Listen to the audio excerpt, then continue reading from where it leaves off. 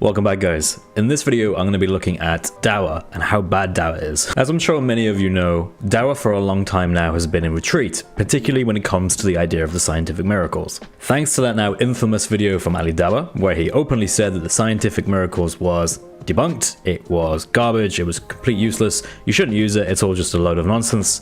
Comes from. And you know why many people in the Dawah, many Dawah, YouTubers, my colleagues, like brothers that I work with, didn't do a video? Why did you say that? Because they know it as well. Because how can I give an understanding to the Quran, the ayah, with no qualifications? But a lot of people were very insecure because of the scientific, discoveries or whatever it may be. And we was trying to fit the scientific narrative into the Quran, which was a big mistake, because it's as if as good as we were making science the guideline for the Quran to be accepted. This is nonsense. We've seen more Muslims around the world get used to the idea that actually what they were told about the so-called miracles in the Quran turned out to be absolutely nothing more than lies. Many Muslim da'is knew it was lies. They knew that this was something that wasn't true, that this had serious issues with it, and yet they didn't want Muslims to know, and they didn't make this public. Instead, they kept it a quiet secret because they knew that it would shake many Muslims' faiths, because many Muslims, like Ali Dawah, came into Islam specifically because of the scientific miracles. So something I've been interested to find out is exactly how are the da'is taking this news? Are they changing their tactics? Are they talking about different things? Are they giving different arguments as to why non-Muslims should join Islam? Are they changing things around now that these scientific miracles have been called out as being nonsense, as being lies and deception? Well, we have a video for you today. And spoiler, they're still using them. In fact, one of the greatest da'is, someone who sets the stage for other Muslims to look up to one day hope that they had the skills and the ability to waffle on like this da'i. One Muslim apologist who is well known among many others for his great ability in talking relentlessly at the person to the point where they want to leave, for running faster than the great Shamsi does, for being involved in the gradual destruction of Islam for at least 30 years at Hyde Park at Speaker's Corner. I am of course talking about this guy. So as you can imagine, I was quite surprised to see that the videos that he's still involved in and the lectures that he's still giving at people, at unexpecting people who don't want to be lectured at, but guess they're being polite, and so listen to it anyway. As part of his essay, speech, dialogue, Dawah script, whatever you want to call it, he's still going on about these scientific miracles. But we all know they've been debunked, so why is he doing it? Well, ladies and gentlemen, this illustrates a principle that I think many of us are familiar with, but it's important to really get this out there as much as we can so that people know that this is happening. Muslims are frequently lied to, especially when it comes to what their own Quran and faith teaches them. Their deen is, in effect, rewritten constantly, specifically when it's being offered to someone who isn't a Muslim. To someone who's been a Muslim for many years, Muhammad is a unashamed figure of masculinity. They don't shy away from the fact that he had multiple wives. He slept with them on most nights. In fact, there's hadith that say he slept with all of them in one night, and they're proud of that. They're proud of that. But when talking to someone who isn't a Muslim and they want them to become a Muslim, the script changes all of a sudden. So all of a sudden that's never talked about. What's instead talked about is how great of a moral example Muhammad is, and how much of a feminist he was, and how he set a record for women's rights and other things, quickly ignoring the fact that his first wife was already an established tradeswoman, which you would have thought wouldn't really been possible if there wasn't many female rights in those days. But hey, no one ever said this stuff was consistent. Muhammad is in effect a commercial product that is constantly repackaged depending on who the audience is.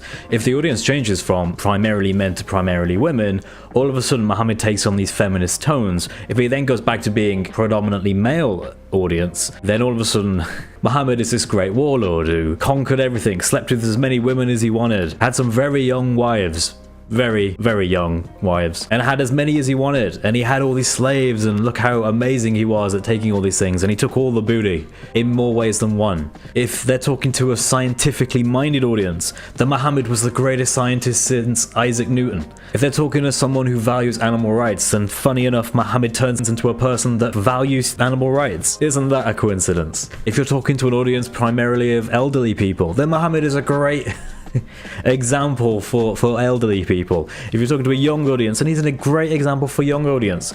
And we know we get a lot of this from the Quran. In Surah 33, Ayah 21, there is a verse that says Muhammad is a great example to the Ummah, which of course kind of has to mean everybody, because every Muslim is a part of the collective Ummah. I think it's fair at this point to say that Muhammad has become commercialized. There is a commercial packaged version of him, of which is sold to different audiences depending on what they want to hear. You're interested in LGBT rights? Well, then Muhammad was... So anyway, onto the video. I'm going to show you a video that came out, I think it was about 2 months ago, so probably just slightly before the whole revelation that all of the scientific miracles in the Quran are all nonsense and they should be totally thrown away and they're not true at all. So just before that, and I just want to show you the kind of thing that was being said, and to this day I think is still being said. It takes advantage of people's ignorance, right? People don't know any better. People don't know that this sort of stuff has been debunked by the great and wise Ali Dawah, and we are indeed proud of that. Let's watch the video. What he claimed and what he preached and what he brought as the Quran. If we find someone's deluded, would he then claim to know about science and metaphysics and astronomy and biology and botany and economics and anthropology and X, Y, and Z? Because a deluded person is just simply deluded. He doesn't have the understanding of critical thinking, of to have the sanity to say that yes, I'm actually in my sane sense. Whoa, straight off the bat. Muhammad is what? He claims to have knowledge of science, metaphysics, astronomy, biology, botany, and economics, and anthropology. That's a lot of different ways you can package up Muhammad. There's still this idea in Muslim circles that the Quran tries to have everything and be everything all at once, because they still have this view that God is perfect, the Quran is his speech, therefore the Quran has to be perfect in every conceivable manner. And that practically means it ends up being everything to everyone for every purpose perfectly, which is just obscene because that's not how language works. When you communicate a message, you focus on what the message is, not on just cramming every possible category of truth you possibly can in a very finite space. That makes no sense. You can think so. You can think so. Then you have to ask yourself, how does he then talk about interoceanic waves? Okay, so now he's going to talk about interoceanic waves. And keep in mind, the part that you just heard there was in the context of him trying to make the argument that Muhammad was sane, which is kind of a weird thing to start with. I mean...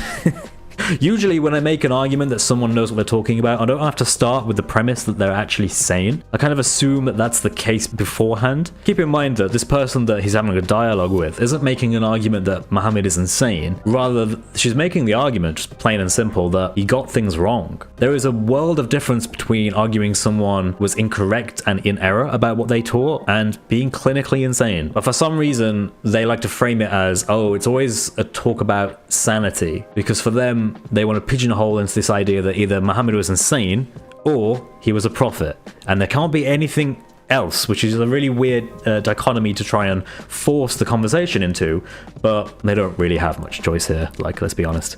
So I guess that's what they have to do. Oh, keep in mind, her eyebrows are exposed, so they've had to blur her out for the purposes of doing dawah. He's never been to sea. His people have witnessed that he's never been to sea. But he's talking about the existence of interoceanic waves and darkness within this deep sea. A deluded person is not someone who goes and studies. That's not delusion, because you will not be deluded anymore. You will be enlightened with knowledge. You will not be called deluded. But he's coming up with information that goes against any concept of being deluded. Okay, so let's deal with this whole interoceanic waves thing. So the Quran verse he's referring to is Surah 24, Ayah 40, which basically gives this impression that the ocean is deep and dark and that there are waves on the top of it and that supposedly there are waves above those waves. Now they interpret that to mean interoceanic waves. I don't see why anyone would do that. I think the more obvious explanation, especially given this is an analogy to describe the state of the unbelievers, is that it's just turmoil on treacherous seas. That's all that's been described here. It's very dark. There are lots of very aggressive waves overlaying other waves and clouds above. I think that's just setting up a scenario to describe an analogy. That's it. There's nothing else there. It's not meant to have some super secret scientific knowledge that only Mansour has discovered in the 21st century. They also tend to tie this with the idea that, how did he know that the ocean was dark? How did he know this? Well, you see, I wanted to figure this out, right? Because, I mean, you can look at the scientific explanation, you look at the fact that certain wavelengths don't permeate through surfaces of water past so many meters. For example, the red wave won't go past 5 meters, for example, so any deeper than that, you have difficulty seeing the color red. There are things like that that you can understand from a scientific perspective, right? That people would have known because it's pretty easy to go more than 5 meters underwater. I actually thought, hang on a sec, how can I get this from the most basic perspective here? And I thought, you know what do people who dive for a living do? So let's Google this real quick. When do you need light as a scuba diver? Let's try that. Google says, as its highlighted result, 20 to 30 feet. 20 to 30 feet roughly translates between 6 to 9 or 10 meters underwater. That's how far you can go before scuba divers will often bring out lights so they can better see under the water. What that means is, to the naked eye, when you travel just a few meters down, it gets darker. The scientific miracle has been revealed. It kind of sounds like basic knowledge that anyone would have known if they had ever gone into the ocean and tried to swim down. You can see pretty clearly now why this scientific miracles thing, Ali Dawah has distanced himself from it, because you know, it has the intellectual capacity of a small child. In fact, I think telling a small child that the further you go in the ocean, the darker it gets would not surprise them. I think they would probably already have an understanding that that's probably going to be the case. He's talking about something like the universe is such that the earth and everything beyond this earth was actually joined together as one piece, and then it parted it, and it's expanding, and then it will contract back. Now, a deluded person to make things like that, when the dominant understanding at his time was the universe is static, it doesn't expand, it doesn't contract. Why is he making these things? Where is he getting this from? Not from his contemporaries' culture and science and technology of his time, because they don't even know that themselves. And now he moves on to the absolute legendary case that the Quran says the universe is expanding. Want to know how to refute this real easy? The plain simple matter is the fact that modern translations, English translations of the Quran, changed the words because they knew what the modern scientific knowledge was, that the universe is expanding, and they wanted to represent that in their translation. So how did they do it? They quite simply just changed the word from expanse, meaning large vastness, to expanding, meaning the universe is expanding, it's getting bigger. If you look at the Yusuf Ali translation or the Pickthall translation, these were done around the 1920s to 1930s. At this point, there wasn't this understanding, generally speaking, about the expansion of the universe being a solid scientific theory. That came later. So they didn't have the incentive to translate it the way that modern translations do now. And for that reason, they have no qualms about having a different wording. Isn't it suspicious that all the old English translations never used to say expanding, but all the ones now, today, in the modern scientific era of believing the universe is expanding, all changed the word? Isn't that weird? What a strange coincidence. I guess this is just another scientific miracle. Now here's a part of the video where Mansour tries to explain that Muhammad was not deluded because he was offered things and he rejected them. Now, first of all, that makes no sense. And I think anyone with a basic understanding of logic knows that that doesn't logically follow, right? You can be deluded and reject things, that obviously. But it's just brilliant the way he frames it, because I think he realizes he's saying something that he's going to have a hard time proving, right? He must have some motives for his. You make one motive which is sincerely deluded in thinking, and that's why he's saying I'm a prophet. But all the things that he's coming up with, it goes against a deluded individual. What could it be? Could it be that he wanted to have fame, authority, rulership, kingship? He wanted to be the leader. He wanted to have money and wealth. He wanted women. Guess what? All of that was offered to him. All of that was offered. He says, if you want to be the king, we'll make you the king. Because what happened was, as he persisted in telling people to worship God. So according to Mansour, Muhammad can't be deluded because he was offered money and he was offered women. Now, the funny thing is when he says that, he immediately doesn't say, and he rejected them. He just moves on to another point. Did you notice that? He never explicitly said, and he rejected these. He never had these, because he knows full well that Muhammad did have money and Muhammad did have women. He had between 9 to 11 wives, and as we know, he also had sex slaves. Mary the Copt, for example. I have no idea why he brought that up, because that's just a flat out lie.